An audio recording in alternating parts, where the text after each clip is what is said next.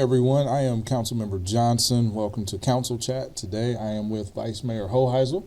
It's always good to be with the Vice Mayor. Well, yeah, it's been okay to be the Vice Mayor. Here in about another month or so, we will have a new Vice Mayor, and good luck to them on their endeavors over the next year. Hey, your time is winding down as Vice Mayor. It sure is. And the former Vice Mayor. It's been an honor, and I am ready to pass the torch. So you're getting rid of that Vice Mayor bonus, huh? Yeah, that big bonus of extra events and no extra income. So always a pleasure. We'll be starting off next week as usual with our Board of Bids, as well as looking at repairing or removing unsafe structures in both of our districts.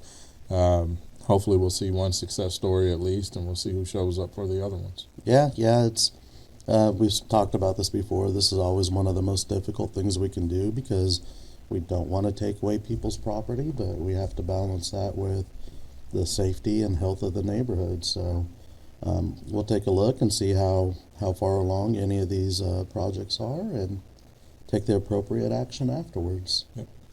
We'll also be looking at a community improvement district for Saddle Creek Crossing. For many of the Wichitans who have been around for a while, it's the old Kmart at 47th and Broadway, right in that area. So they have some pretty interesting things going on there. They have a couple of people who are interested in moving in to that area. They've done a good job with some of the development around there. This would be the finishing piece, and it's going to be really interesting because this will be if passed, this will be the first CID south of Kellogg. So we want to just bring economic development, not just to downtown Wichita, but to all areas of Wichita. So this will be good to see the plan that they have and hopefully get this program going. You're going to make sure Godfathers stays, though, right? Godfathers is going to stay. The last one in the city. So Councilmember Fry's already nailed me down on that one, I believe. So I think we all will. Yeah. Gotta love the God. Gotta love the Godfather. We're also looking at a professional services for the creation of a strategic plan to spend opioid settlement funds. We're slated to get about $8 million over the next 13 years. This is a settlement that was reached with several of the pharmaceutical companies to settle cases of opioid overdoses, addiction. So we are actually partnering with county to take a look at how we can combine our resources and fill the gaps.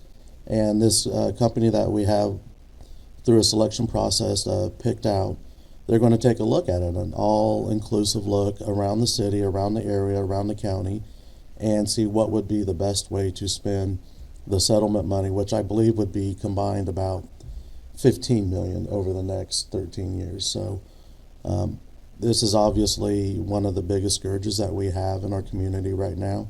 This helps lead to people becoming homeless. This helps lead to families breaking up, abuse. There's a lot of things that this touches, and it's definitely something that we need to take seriously and really crack down and help people, because sometimes they fall into these spirals. And if you look at it from a fiscal standpoint, it's a lot easier to help people on the front end as opposed to the back end. So I'm really excited about this, and to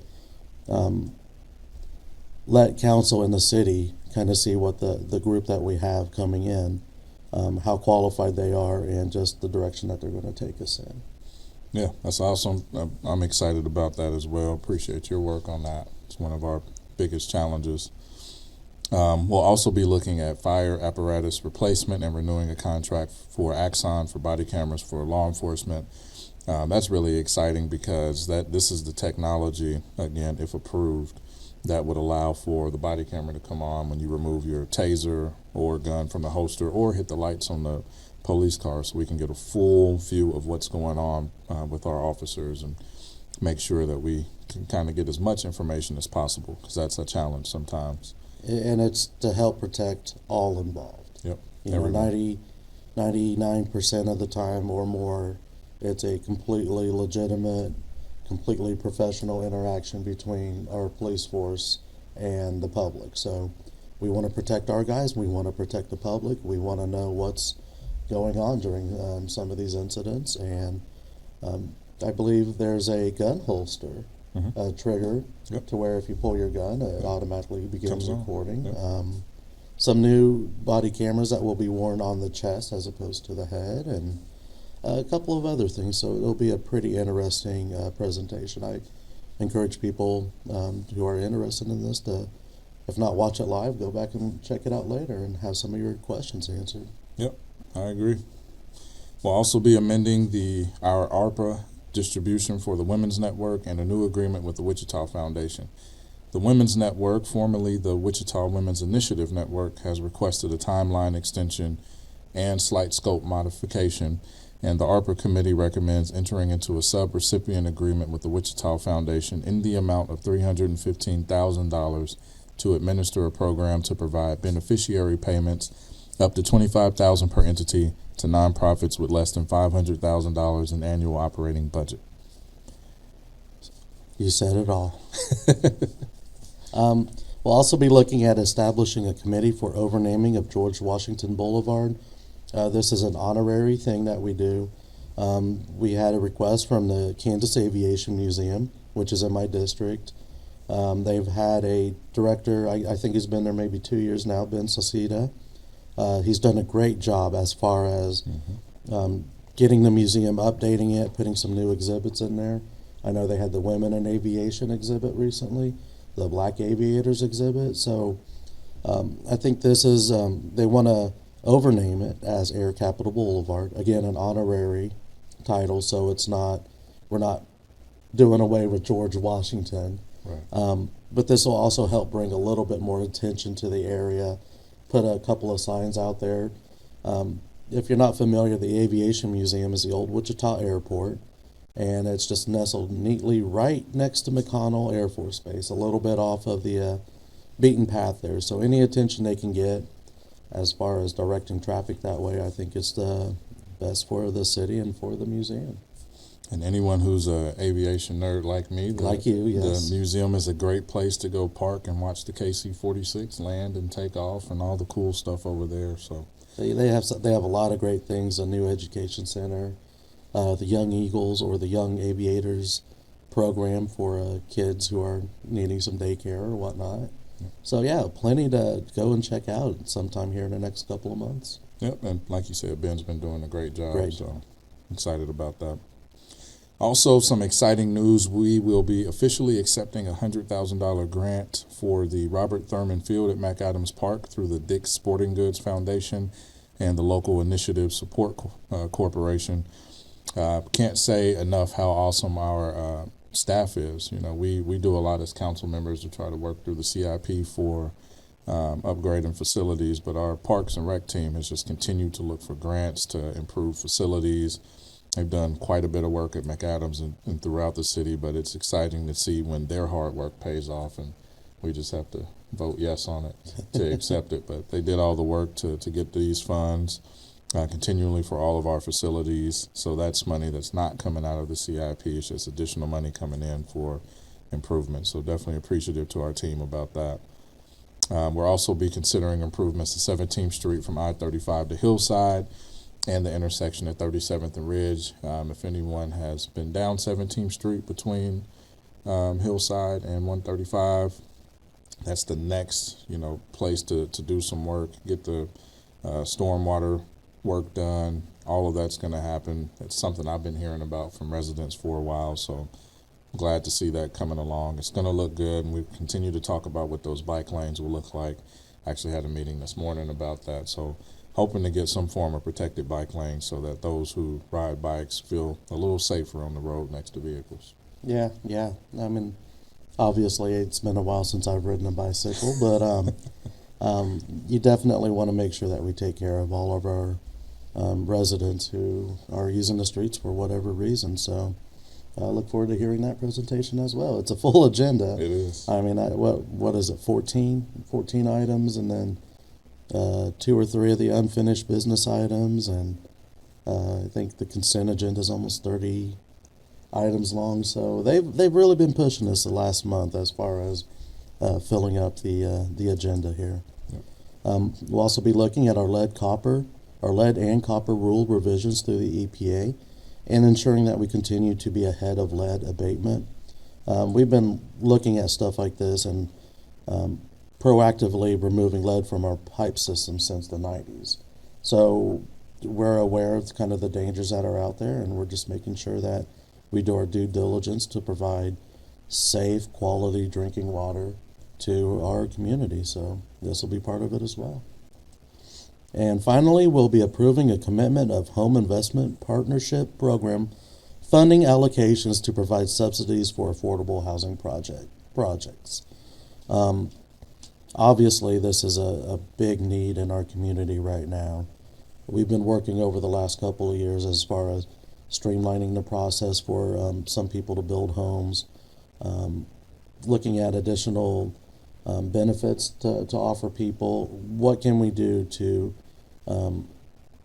help stimulate home development in our city? So there's plenty of it. I think in consent we had 5 or 6 items related to home improvements as well. So, and affordable housing, and so it's this is a complex topic, and this is one of the most important ones that we need to focus on. And we'll be continuing in the next year to have conversations about how to appropriately set up programs or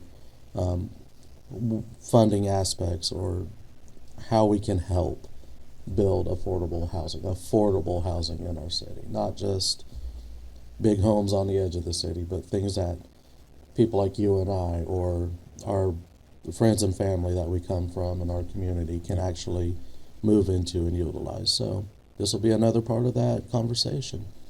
Yep, that's exciting. And then, other than that, one of the first items that we'll talk about is the new agreed upon agreement with the FOP. I was glad to see that, where it's not a, one thing here and one thing there. Everything's going to be together with bonuses and agreements for 2024. That's something I think that's going to help us with recruitment. So, not just saying that we value the officers that we have and giving them something, but somebody who also sees that and maybe wants to be a Wichita police officer will know what they're getting in 24 as well if they sign up. And I think that's the best way to do it. I'm glad that everyone was able to come back to the table and make that happen. So that'll be on our agenda as well. Yeah. We got to make sure people are adequately compensated for their time, especially employees such as WPD, who they are out there risking their lives. They are out there 2 o'clock in the morning on a Saturday morning trying to corral people in Old Town, and so they do a lot and they put up with a lot. So it is important that we compensate them. It's also important that we continue to build and maintain public trust. Yep. And making sure that we have the mechanisms there, that we are a fully transparent and an accountable government. Yep. So it's a big one, and it just got slipped in today, I believe. So it's good news that we're moving forward on this, definitely. Yep. Are you going out to the emergency shelter today? Yep. So today, 1:30, the temporary emergency shelter on 21st and Opportunity Drive. I will be there to take a look at the place and then see where I can sign up to spend a few shifts there to help out. It's been a lot of work to get to that point, and again, a lot of both concern and support from community, and just looking forward to make this the best possible situation for the next 22 weeks. And then after that, again, that facility RFP actually has closed on it, so staff will be evaluating the folks who applied for it, and council will vote for whoever will then take over that facility after that.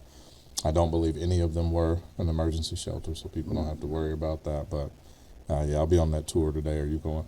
No, I unfortunately the latter half of the day has already been spoken for with meetings and interviews with some of our open positions within the city. So I will make it over there here in the next couple of days, and just like you, I plan on being out there and doing whatever we need to do to help that population. Yep. It's cold outside now. We walk out there. I couldn't imagine trying to sleep and maneuver and live out there right now. So again, temporary emergency shelter. We'll have other options come the spring and summer next year to get us to the point to where we will eventually have the MAC. Now, there was a emergency shelter meeting in conjunction with the county and the state legislators earlier today. I think it's probably on the county website if you guys want to go back and take a look. They also did a overview of the presentation on plans for the MAC, and it continues to evolve, and it's going to be a great project when we finally get it completed here in a couple of years. Yep. So we have to figure out what we're going to do in the meantime, though. But it's great that we are getting involved. This is definitely something our city government should be involved in. I agree. All right, are we ready for the surprise question? Surprise question.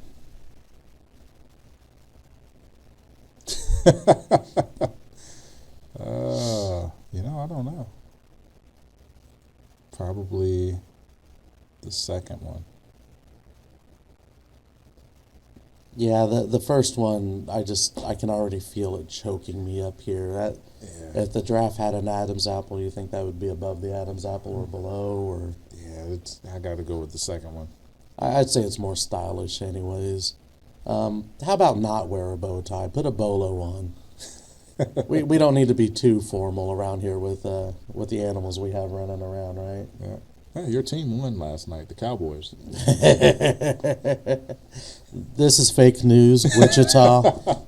If you ranked the teams, the Cowboys on my level, they start with a 3 as far as their my fandom for them. So they're probably dead last. I think they're dead last. So I don't know, how's your team, the Patriots, doing this year? I have no team. I have no team. We're recruiting him for the Chiefs. So everybody out there, fill up Councilmember Johnson's mailbox and tell him there's no shame in rooting for the champions anymore. Hey, I like my homies. Yeah, he's good. He's doing it, man. We need some receivers out there, but can't do it single-handedly. But yeah, it's refreshing not having to beat my head against a brick wall every year around my birthday when they would choke up a playoff game. So it's a good time to be a Chiefs fan, and the bandwagon's always open. The door's always open. Hop on. I will probably do that at some point. There we go. There we go. All right. Well, thank you for joining us, Wichita. Be sure to subscribe and follow on Apple, Spotify, or wherever you listen to podcasts. And stay warm out there.